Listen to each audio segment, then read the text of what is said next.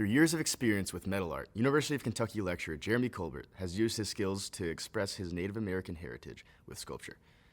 Sharing his Chickasaw culture through his modern interpretations of totem poles, he produces works overflowing with stories from the bottom to the top.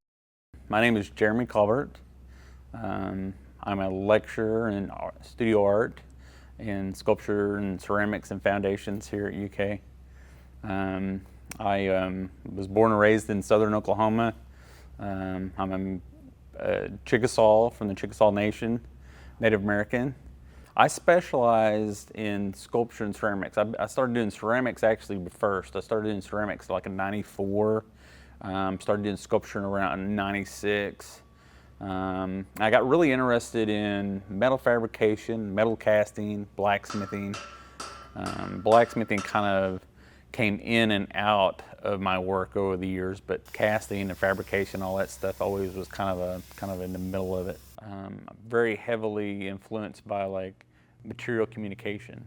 So I like to know how material reads to the viewer and what that language kind of weaves itself into the work that's being produced. I was very cautious on using a Native American content in my artwork. I probably was in art for 15, 20 years before I even touched any subject about being Native American. The totem pole started, I was taking a nap. I woke up from that nap because I had a vision, and I literally got up, rolled over, drew something out on a little piece of paper that I could find. After that started to occur, after the visions started happening with that, then I knew that I had been avoiding the subject and had been avoiding the topic, and it was something I needed to face in my own work and for myself.